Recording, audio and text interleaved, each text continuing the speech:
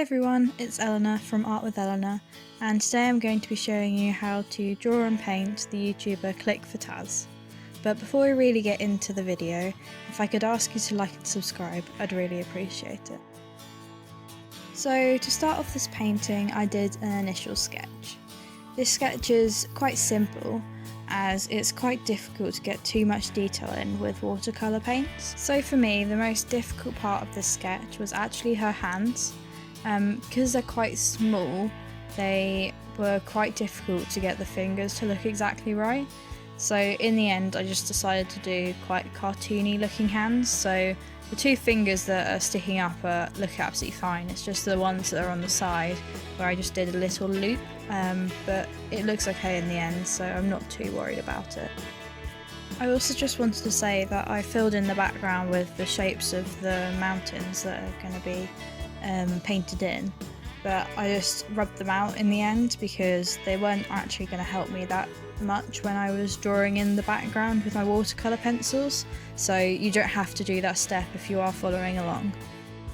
So if you've watched any of my other watercolour videos, you'll probably know that I quite like outlining my main character in the picture with a biro pen if I'm going to do watercolour over the top. The reason for this is that a biro won't actually smudge when you put water over the top of it, whereas if I used like an ink fine liner, putting watercolours over the top of it would make the ink smudge. So it's really important to use a biro or ballpoint pen to make sure that you don't ruin the painting when you put water over the top of it. As well as this, I find that a biro gives me more ability to add in finer details such as small strands of hair or creases on her shirt. So once I had finished outlining ClickForTaz, I decided to use my rubber to get rid of all the extra pencil lines that were surrounding her. I do this because the pencil lines quite often can bleed into the watercolour, so it's worth making sure you've rubbed them out efficiently so that they don't ruin the final product of the watercolour. I then used my watercolour pencil to fill in the sky with a light blue colour. To blend in the watercolour pencil, you simply add a little bit of water to the paintbrush and just blend back and forth until you get an even colour, and try to get rid of all the scratchy pencil lines. I also just wanted to say that for this watercolour, I'm starting with all the very lightest colours that I could possibly want, and then building it up darker and darker as it goes, as it's very hard to add back in lightness to a watercolour, so it's easier to start off with the very lightest of colours and build up the colour and leave the bits that you want left as light bits.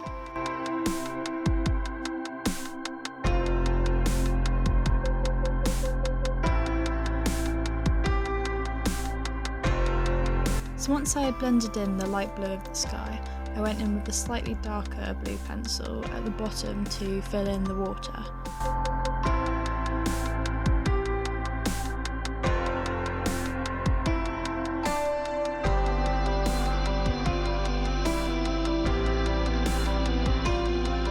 After blending the water, I decided to add in the dark brown of her hair. I will make this darker as it goes on because Taz's hair is actually sort of a browny blacky colour. I don't think I got it quite right at the end, but it was almost there, so maybe when you do it, make it slightly darker and you'll be more accurate to what her hair actually looks like. For the mountains, I started with a base tone of a green which has a slight muddy browny colour as well, to sort of create that undertone of the mud underneath the trees. Again, I blended out the watercolour pencil in the same way by just adding a little bit of water to my paintbrush. At this point, I began to darken the top edge of the sea, as well as the top left-hand corner of the sky.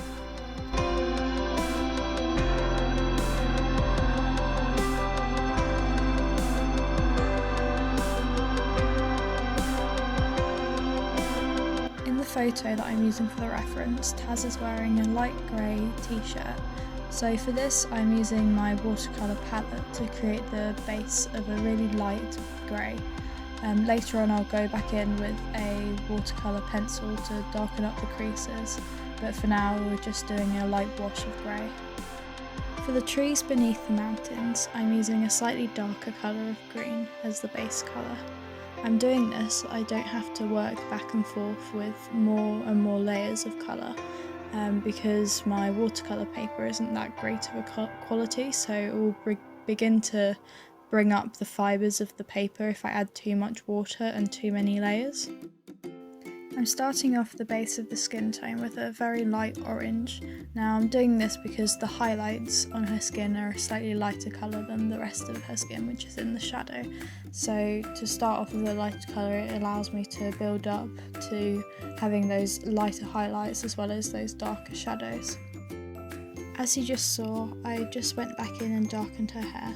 I'm also darkening her skin tone with a little bit of brown watercolour pencil.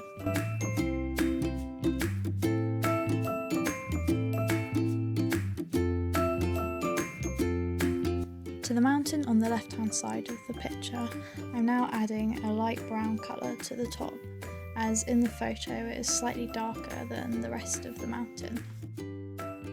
I'm now going back in with my grey watercolour pencil and I'm adding in shadows to the t-shirt along the lines where I added in the creases of the t-shirt with my biro pen.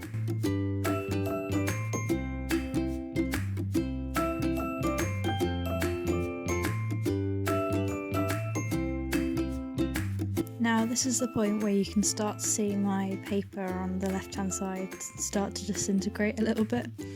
Unfortunately I didn't wait long enough between layers and let it dry enough, so it got a bit oversaturated with water and started to fray up the paper. If you dry your watercolour with a hairdryer and make sure it's completely dry, you shouldn't have any issues with this. Just make sure you don't oversaturate it with water if you're not using the highest quality of watercolour paper. So I've just gone back in and darkened both her hair, her arms, and now the forest at the bottom of the mountains. Basically this whole process is just me adding more and more layers to create more and more depth of the image.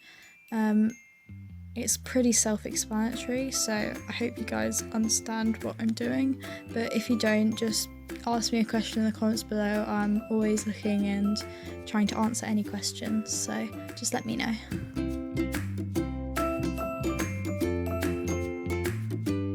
To add texture to the trees, I've used a really small brush with really pigmented green paint to sort of stipple on some little dots, and this sort of creates the illusion of lots of tops of trees.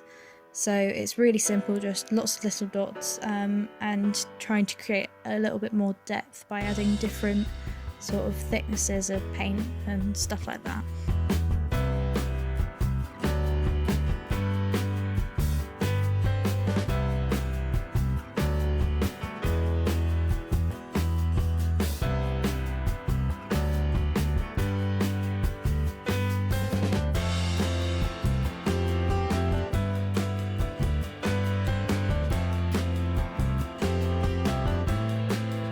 I continue to add shadow to her skin tone by adding a very small amount of black watercolour pencil.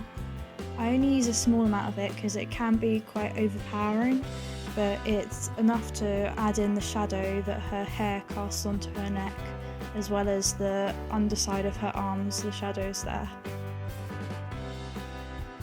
To the top of the mountain on the left hand side of the picture, I added a small amount of yellow watercolour paint and just blended it in with the green, just to create more of a gradient and the illusion of the sun hitting the side of the mountain.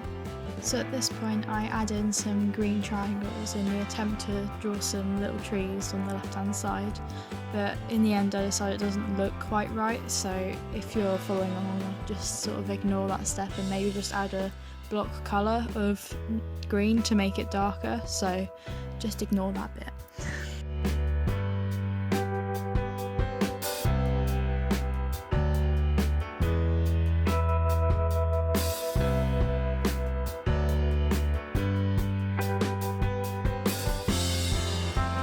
So to disguise the fact that my paper is slightly falling apart, I decided to make the part that is sort of strangely textured slightly darker so that it was less obvious that my paper had sort of ruffled up.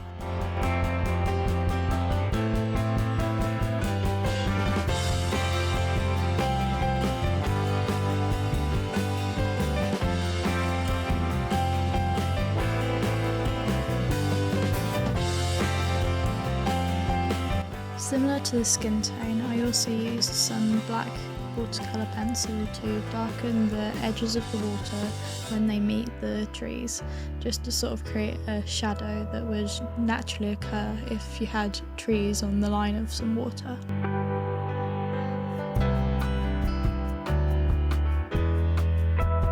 So that is how I painted one of my favourite YouTubers, ClickForTaz.